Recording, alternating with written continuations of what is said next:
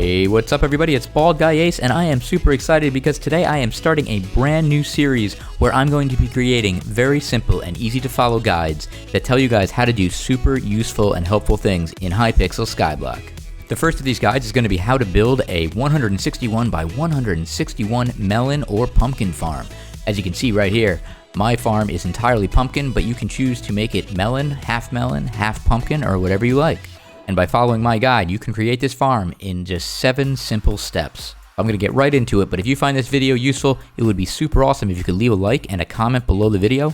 Also, if you're not already subscribed to me, it would be really great if you could hit that subscribe button. By the way, I want to give a shout out to Ducttapedigger, who created the pumpkin farm design that I based my 7-step guide off of. So what's really cool about this farm is that you actually can build it section by section. You don't actually have to build the entire 161 by 161 farm all at the same time. And that's what's super cool. You can build it segment by segment. And so the way this farm's laid out is it actually starts with 1 row of water, and then it's 8 rows of dirt, and then 1 row of water.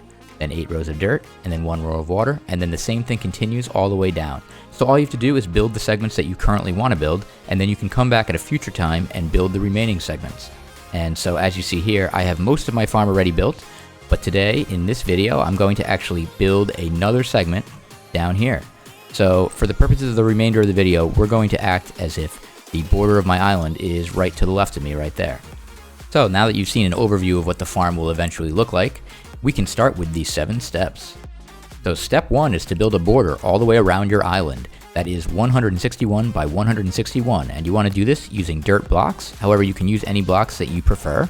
It's easy to build this border because all you have to do is build all the way in one direction until the game tells you you can't build anymore. Then you just turn, do that the other direction, and then you turn and you do that until you hit all 4 sides. Once your border is done, you can move on to step 2. So as you can see, I already built several of the segments of my island, but as I said, you can build this segment by segment. So for the remainder steps, we're going to pretend that right to the left of me is the border of my island, this row of dirt right here. And so if you start on your border, this is where you would actually start.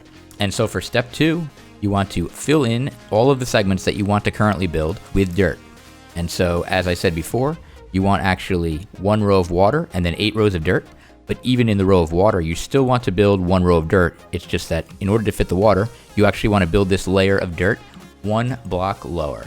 So that's where you want to actually put your row of dirt where the water will be. And then the 8 rows of dirt that are next to the water row will go right here, and those will actually be at the same level as your border. And then when you get to the end of those 8 rows of dirt, you actually want to go down 1 more again, and that way you will have another row of water. And so even though each segment is actually 1 row of water and 8 rows of dirt, you still want to make sure that you finish up with 1 row of water. That way you make sure that all the dirt that you do build is saturated with water. So I'm going to go ahead now and finish building out these rows of dirt, and I'll get right back to you guys. Alrighty, so as you can see here, I filled in the entire area that I want to build today with dirt. And I put the dirt 1 level lower right here for where there's going to be water, and I put the dirt 1 block lower over here for where there's going to be water. Alrighty, so for step 3, we want to place the glowstone, and you actually want to place this glowstone 1 block above where the water is going to be. So you actually want to leave 1 space. So actually the way it's going to be is you want to put 2 blocks of dirt there that you can build off of, then put the glowstone there, then you can actually feel free to break this dirt. And then you want to build this glowstone out all the way down the end of the row, and you want to do the same thing over here. So you want to just place 2 blocks of dirt here so that you can build off of it, and then you can start the glowstone there. Then you can get rid of these dirt. And then as you see here, I want to actually make this glowstone so that it looks like the row over here. So I'm going to go ahead and build this glowstone all the way down these 2 rows, and then I'll get right back to you guys. Alrighty, so I placed the 2 glowstone rows there. And now that brings us to step 4, which is to place the water. So I'm going to go ahead and use a magical water bucket, which makes things way easier, but you can feel free to use individual water buckets if you so desire.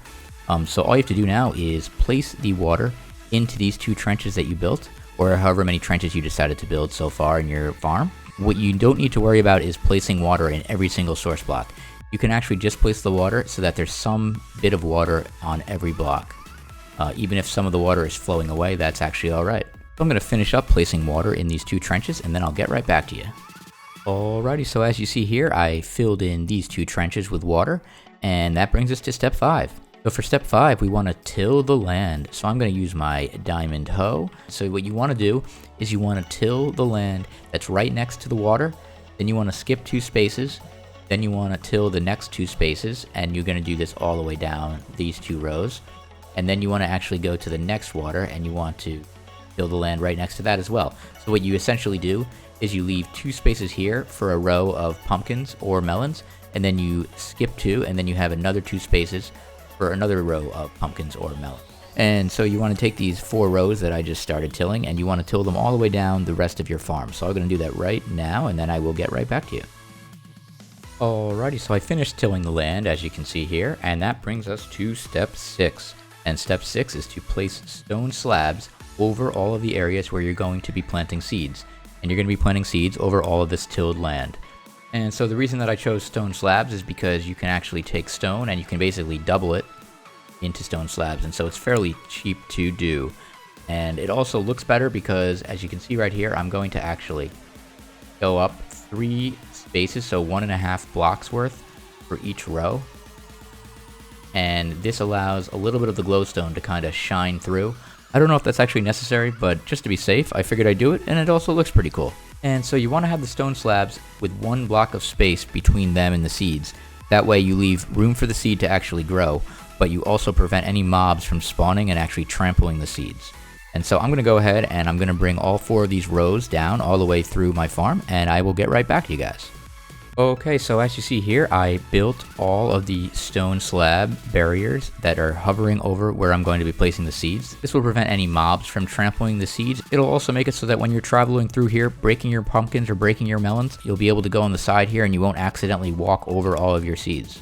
And so now that you built the stone slab segments, that brings us to the 7th and final step, which is to simply plant the seeds. All you have to do is plant the seeds in all the areas that you tilled, and so I'm going to go ahead and do that right now. So I recommend when you're planting to have 3 stacks of pumpkin seeds or melon seeds in the bottom of your inventory when you plant each row.